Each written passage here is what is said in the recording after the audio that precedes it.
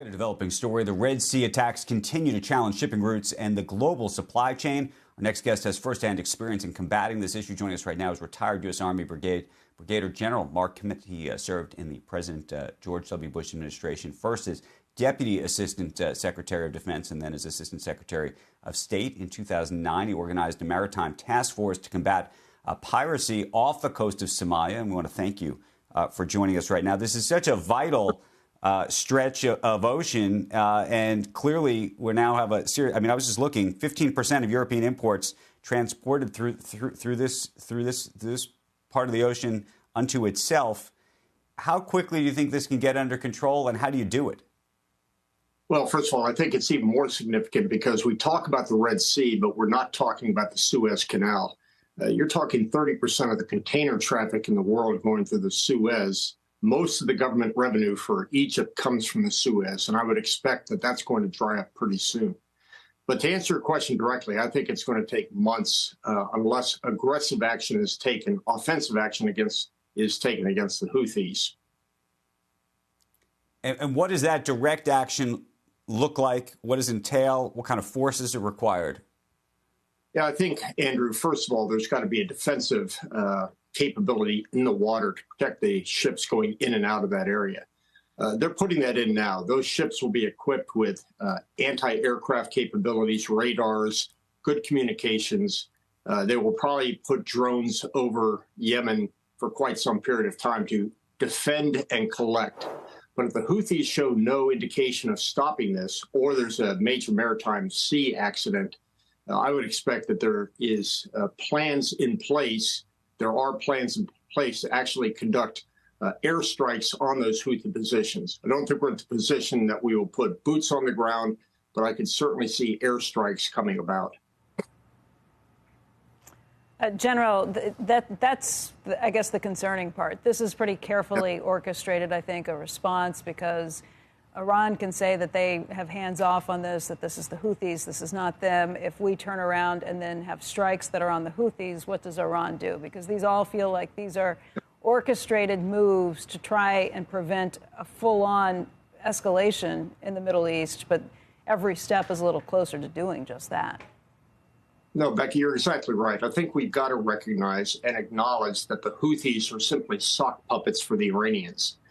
I think the Iranians themselves don't want this to get out of control. This will, in fact, broaden the conflict in the region. You're seeing Hezbollah fighting. You're seeing inside of Iraq some of the Shia Iranian-backed militias started to fight. And if this does broaden, the U.S. goal of containing this war to Israel and Gaza alone is going to fall by the wayside, and it'll be a much, much larger fight. General, is there anything you would do? I mean, as Becky just mentioned, Iran says that they're separate from this, but do you have to sort of go at the top somehow, or no? Well, I think we're doing the right things. Bill Burns, the CIA director, very, very experienced Mideast hand, clearly is reaching out to the Iranians and say, you're playing with fire here. Let's try to dampen the challenges that we're having right now rather than expanding them. I don't think Iran wants to see a regional war, but they do want to continue their proxy war against the West, against the United States, and against Israel. So as you said, as Becky said, this is being very carefully orchestrated so that we don't either trip into a larger war through mistakes or miscalculation.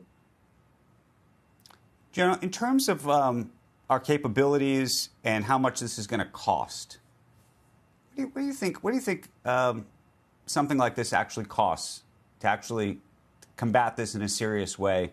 And we talked about the next couple months, but then I imagine there's going to be, I imagine, years more after that just to sort of police things, no? Well, you're talking, I think, two different issues. The cost of this maritime task force, in fact, it won't be much larger than you might expect simply because those boats are already in the water. But if you're talking about a post-Gaza reconstruction, humanitarian assistance, governance, that's a pretty high bill. I know that the world will have to come together. Primarily, the EU will be helpful in that, and the Gulf states. But there will be somewhat of a cost to us. but it will certainly be less than unilateral operations that we've conducted in Iraq and Afghanistan. And General, can you thank you. Go ahead, Becky. Sorry. Oh, sorry. Just can you comment a little more broadly on the situation with Congress leaving without approving aid for Ukraine and Israel? Is that a problem? Is the military able to handle it between now and then? And when do we really hit a deadline that a decision has to be made? Well, in the case of Ukraine, I think if you take a look at that bill, there were very, very few dollars devoted to going to Ukraine in the form of weapons and ammunition. That's being taken care of out of other accounts. Israel's got a pretty good stockpile. I think the bottom line in this is there will be a period of time, perhaps measured in months, that a delay would not affect the situation. But I would say that after June, if we don't get that money in place, there will be problems.